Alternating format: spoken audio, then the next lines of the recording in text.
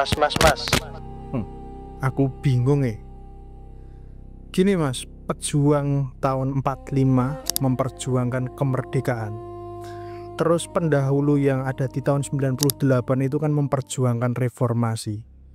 Nah nek sekarang itu anak muda itu memperjuangkan apa toh? Karena rasanya kalau nggak ada yang diperjuangkan tuh ya enggak juga rasanya masih keruh. Tapi sekarang itu battlefieldnya itu di mana toh mas? Matur nuwun. Battlefield sedikit ya, berjuangnya gimana gitu ya. Jadi ini jangan sampai gini ya, kamu jangan sampai belajar Rasengan di dunia One Piece ya.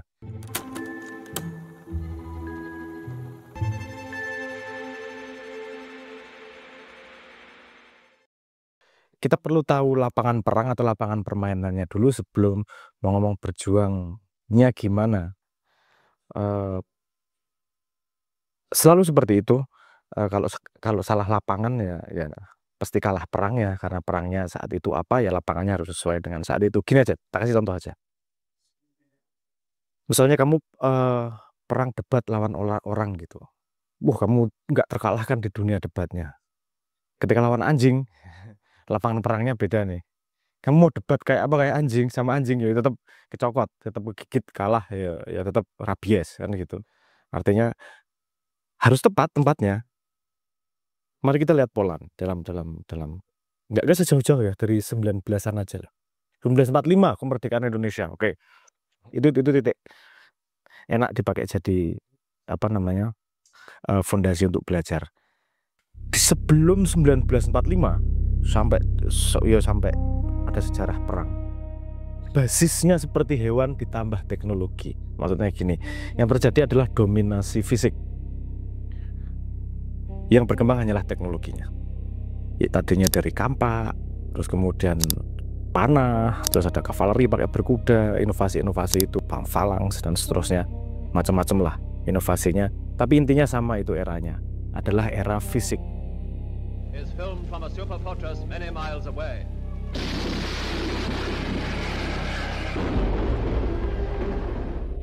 Gini, yang paling shifting paling besar itu ketika ditemukannya mesiu.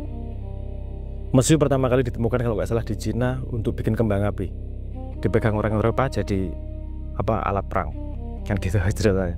Nah itu jadi equalizer. Kamu nggak perlu kuat, nggak perlu pinter manah, nggak perlu pinter berkuda, pegang mesiu itu bisa membunuh musuh dari jarak jauh pakai pistol. Artinya perang fisik itu kemudian punya rumus yang sederhana. Yang paling banyak punya mesiu dan paling banyak punya orang biasanya yang menang. That's it. Menangnya gimana? Membuat musuh tidak punya senjata lagi, tidak bisa melawan lagi. Jadi itu era perang fisik. Nah kenapa ngomong 45 penting nih? Karena ketika 45 mulai berubah lapangan perangnya. Dengan 45 itu Indonesia merdeka dengan adanya bom atom. Bom atom itu membuat ada sebuah kondisi kemudian tercipta. Kondisinya apa?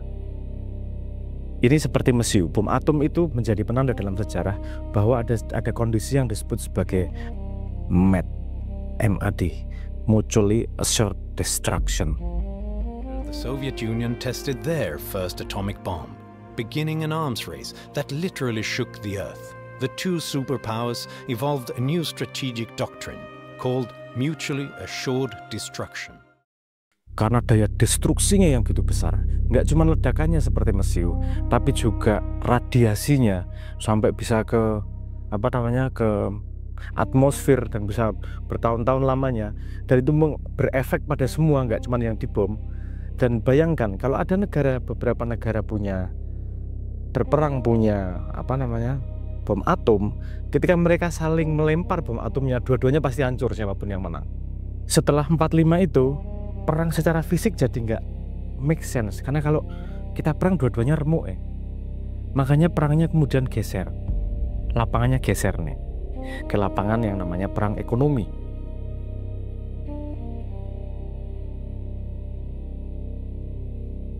Gimana itu perang ekonomi? Perangnya bukan lagi hancur-hancuran, tapi bangkrut-bangkrutan. Siapa yang bangkrut duluan, siapa yang spendingnya banyak, kayak gampangnya gitu. Kalau mau lihat penandanya mungkin bisa lihat, oh yang paling terkenal USSR yang sekarang jadi Rusia itu, pecah jadi Rusia, Yugoslavia dan seterusnya itu. Dulu USSR itu raksasa dunia melawan Amerika. Dia tidak hancur karena perang fisik, dia hancur karena bangkrut secara ekonomi. Nah, fase ini bergerak nih. Menangnya tadinya physical, yang kalah remuk, hancur, mati. Kemudian yang setelah 45 ini karena tidak ada physical lagi. Kenapa sebabnya? Karena ada nuklir itu tadi. Kalau physical tetap dijalankan, dua-duanya hancur. Terus kemudian perangnya geser menjadi perang ekonomi. Yang menang siapa? Yang menang yang tidak bangkrut. Yang kalah siapa? Yang kalah bangkrut. Nah, perangnya kuat-kuatan ekonomi. Misalnya kalau sekarang itu masih ada perang tarif misalnya, OPEC pernah berapa tahun 1970-an kalau nggak salah, itu mengembargo minyak ke Israel misalnya gitu. Itu bagian dari perang ekonomi. Jadi tidak menghancurkan orangnya, tapi membuat dia tidak bisa makan biar mati-mati sendiri. Mungkin logikanya gitu, koneksi ke fisiknya. Perang ekonomi juga kemudian menjadi, bukan sama sekali hilang, masih ada pasti, tapi mulai berkurang efektivitasnya. Nggak membuat musuhnya benar-benar bangkrut, karena terjadi lagi yang namanya mutually assured destruction. Karena kalau kamu bangkrut beneran, yang lain juga ikut remuk nih. Kenapa? Karena ekonomi global dunia sudah connected satu sama lain, sudah sangat terintegrasi satu sama lain, sudah sangat bergantung satu sama lain. Jadi ketika satu benar-benar bangkrut itu pasti berefek pada dunia juga. Jadi ada efek mutually assured destruction itu. Kalau kamu full remuk, ya kita ikut remuk, kita ikut efeknya, sehingga perangnya ya oke lah, kamu nggak sampai mati, tapi ya jangan kuat-kuat amat. Nah, perangnya di situ kemudian ekonomi ikut. Nah, tapi kemudian setelah ada teknologi internet connected itu tadi, terjadilah kondisi MAD itu tadi, MAD itu tadi, perangnya harus berubah nih, tahunnya berubah lagi. Nah, ini perang sekitar berapa ya? Mungkin sekitar 2000-an, 90 2000-an lah. Mulai bergeser perang itu ketika mulai dominan sosial media, kita mulai dominan internet. Ada lapangan perang yang baru, yaitu lapangan perang persepsi.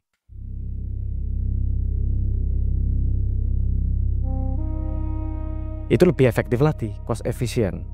Ada polanya juga kok kelihatan. Kalau perang fisik costnya tinggi, perang ekonomi costnya menurun. Perang persepsi di dunia yang kamu alami sekarang ini, itu costnya sangat rendah. Karena ngisruh se-Indonesia dalam tanda petik ya, ngisruh membuat satu rumah bisa dijarah dan dimarahin oleh orang se-Indonesia, itu cuma cukup bikin satu video fake. Persepsinya masyarakat diubah sedikit dengan informasi yang salah. Itu paling gampang seperti itu. Nah, jadi perang sekarang kalau Anda lihat, perangnya bukan lagi di fisik, mungkin ini masih ada, tapi orang sangat hati-hati. Perang di ekonomi itu masih ada, tapi bukan perang utamanya juga. Efeknya masih di situ. Saya nggak berani ngomong nggak perang utama, itu tetap dominan sekarang. Tapi perang yang dilakukan oleh semua orang, yang jadi target oleh perang paling modern itu adalah perang persepsi, di mana realitas yang kamu pahami itu benar-benar dimanipulasi dalam tanda petik gitulah, dimanipulasi sedemikian rupa. Contoh paling sederhananya algoritma FYP, algoritma yang ngefit kamu informasi. Itu algoritmanya dituning untuk kamu sehingga kamu punya persepsi terhadap dunia sendiri dan kamu merasa benar karena dunia yang dia anggap sebagai dunia adalah yang dia lihat, yang dia terima. Kalau enggak dia pernah lihat dan enggak dia terima, tidak dianggap sebagai realitas. Karena gitu artinya, karena dia tiap hari ngelihat HP, tiap hari ngelihat sosial media, tiap hari ngelihat media, tiap hari berhubungan dengan dunia luar dengan media-media tersebut, maka kemudian yang jadi alat utama adalah untuk perang modern ini adalah media-media tersebut, sehingga orang-orangnya dikontrol persepsinya dan sehingga berbuat sesuatu. Ini kalau perang fisik dulu ya gue tak remuk ke. Kalau perang ekonomi kamu tetap butuh aku nanti kan gitu, biar kamu bangkrut duluan. Kalau sekarang ngapain kita perlu ngeremuin mereka, biarin mereka ngeremuin diri sendiri. Jadi negara-negara ini perangnya adalah bagaimana mereka ngeremuin dirinya sendiri dengan mengubah persepsinya masyarakat di dalamnya. Mungkin Anda tahu di Cina itu ada versi TikTok yang berbeda yang namanya Douyin. Itu algoritmanya berbeda. yang ditunjukkan adalah video-video inspirasi, video-video science-tech dan seterusnya. Monggo Mas editor dicari, ada penelitiannya itu, di mana ada survei cita-cita anak muda yang cita-cita anak mudanya masih di sains, teknologi gitu itu orang-orang Cina, karena persepsinya dibentuk oleh Douyin tersebut. Di belahan dunia yang lain cita-citanya jadi influencer, jadi YouTuber, whatever kayak gitu itu. Nah itu perang modern tuh kayak di situ, perang persepsi. Jadi bisa jadi ketika Anda debat sama orang, itu sebenarnya Anda jadi tentaranya orang tanpa sadar. Nah itu ya mungkin Anda akan lebih bodoh daripada buzzer. Buzzer minimal dibayar dia untuk mau perang seperti itu. Tapi kalau Anda perang dibuat ribut sampai marah-marahan hanya karena diatur persepsinya, Anda jadi pasukan perang sebuah kepentingan yang Anda tidak ikut dibayar tapi ikut perang.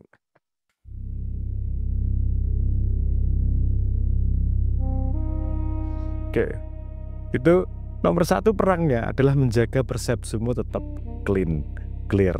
Makanya critical thinking itu penting.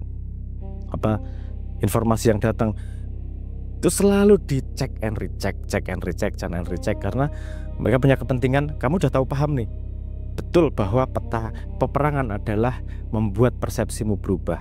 Jadi jangan serahkan persepsimu kepada apa yang kelihatan di depan mata. Harus diragukan semuanya. Bukan berarti ditidakkan loh. Kalau kamu setuju sama tidak setuju, itu dua polar yang biasanya dipakai untuk mengubah persepsi. Gini setuju, gini nggak setuju. Coba bertahan pada posisi tidak tahu. Nah ini yang kadang-kadang banyak di komen-komen yang tidak tahan, seperti video kalian kemarin. Terus kesimpulannya gimana? Loh, ini namanya teori, ini memang teori. Kita membahas sebuah cara berpikir. Tidak semua dalam hidup itu ada konklusinya. Lebih banyak yang kita tidak tahu daripada yang kita tahu. And it's okay untuk tidak tahu. Tidak semuanya harus tahu dan closer, penutup. Semua harus ada yang disebut sebagai cognitive closure. Itu penyakit manusia yang tidak tahan dengan ketidaktahuan. Itu artinya dia tidak sadar bahwa sebenarnya dia lebih banyak tidak tahunya. Dan satu-satunya jalan untuk menuju tahu itu bukan setuju atau tidak setuju. Satu-satunya jalan untuk menuju tahu itu berangkat dari posisi tidak tahu. Dan kita harus menyadari ketidaktahuan. Itu salah satu awareness yang maksudnya perlu ditanam untuk generasi-generasi menu. Kamu diserang langsung nih. Nggak hanya lewat kalau fisikal nggak lewat fisikal, nggak hanya lewat ekonomi secara AOE, area of effect, tapi langsung direct ke kamu lewat persepsi yang muncul di timelinemu, apa yang kamu lihat dan seterusnya. Makanya penting untuk sangat aware di situ. Ini defense, saya belum ngomong offense. Jadi perangnya gitu ya. Kalau perang kan ada defense sama offense. Defense-nya gitu. Jangan sampai persepsimu kemudian diatur oleh luar. Karena begitu Anda diatur oleh apa yang Anda lihat dan Anda berperang terhadap sesuatu yang setuju dan tidak setuju tanpa Anda benar-benar tahu, artinya Anda tanpa sadar menjadi sebuah pasukan dari sebuah kepentingan yang kamu nggak tahu juga.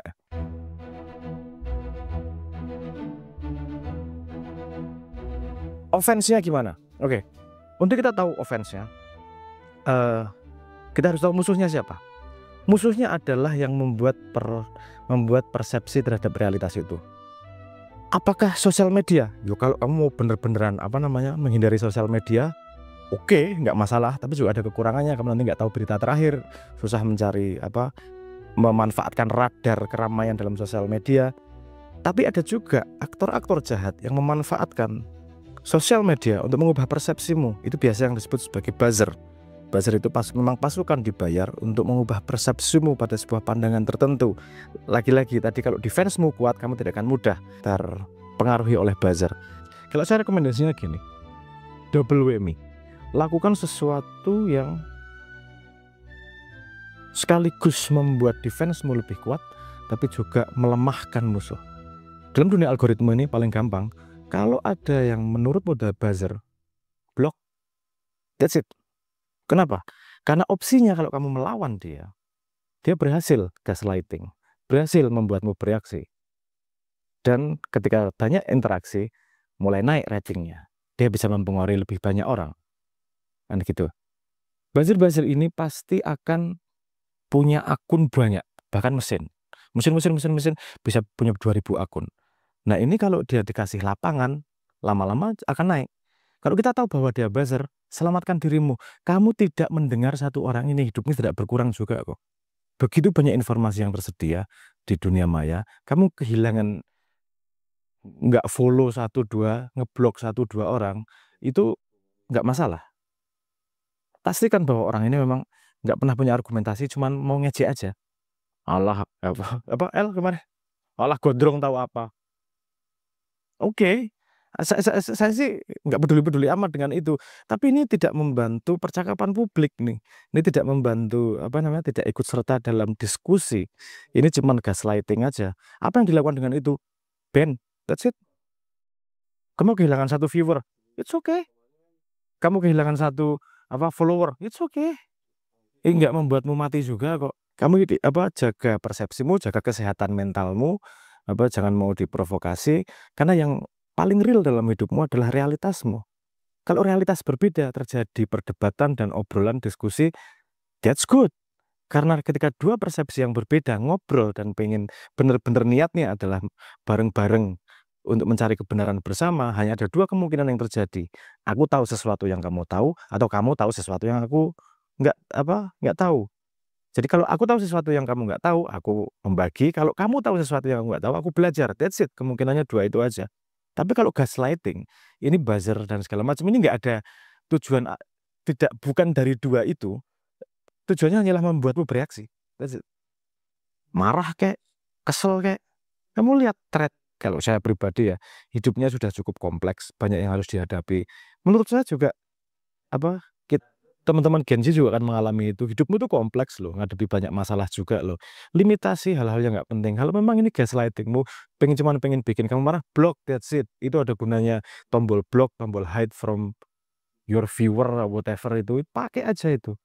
Itu perang yang sesungguhnya sekarang itu kayak gitu. Mungkin Anda tertawa.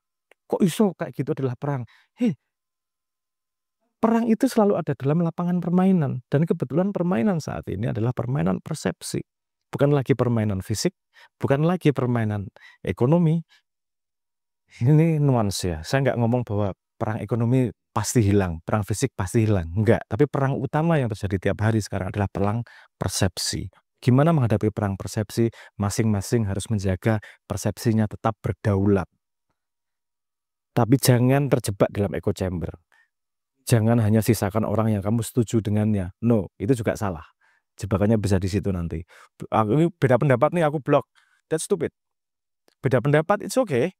Kalau dua-duanya memang pengen mencari pengen saling berbagi. Itu justru bagus. Kamu butuh orang yang beda pendapat untuk bisa membalance persepsimu seperti apa.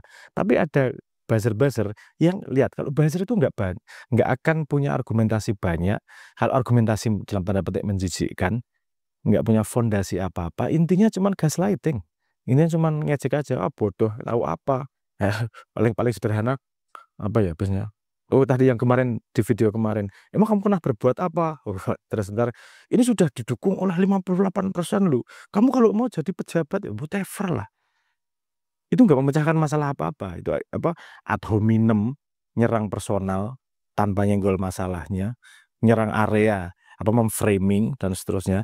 Itu tidak berbagi perspektif, tidak berbagi persepsi, tidak berbagi reality, sehingga kita masing-masing bisa saling mengagregat realitas kita menjadi komunal reality. Kalau tidak membantu dalam membangun komunal reality, itu artinya buzzer. Karena narik ke realitinya dia aja. Nah, perangnya gitu nih L. Sekarang bebannya bukan hidup mati. Bebannya di rasa hidup dan rasa mati. Karena kurang follower atau kurang like, itu bisa katanya serasa hidup mati. Tapi katanya, wah penting itu popularitas, like itu penting, itu follower itu penting itu. Ya, yang namanya perang harus berani berkorban. Dan sekarang berkorbannya bukan nyawa lagi. Berkorbannya adalah berani menidakkan orang-orang yang memang mencoba, tokoh-tokoh atau orang-orang yang memang mencoba mengubah persepsimu.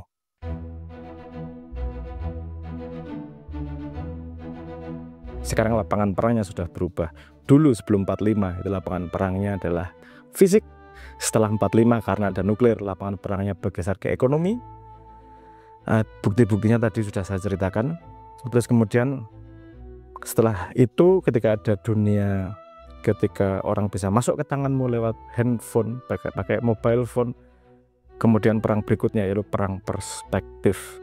Berjuang sekarang adalah menjaga perspektifmu, persepsimu, realitimu tetap independen, berdaulat.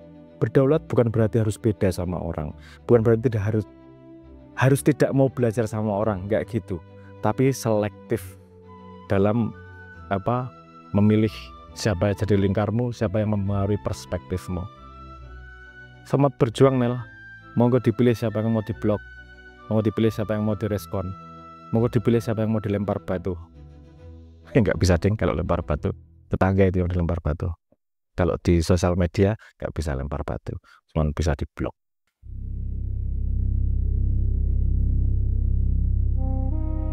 Kok dia itu lagi gatel banget, Beb.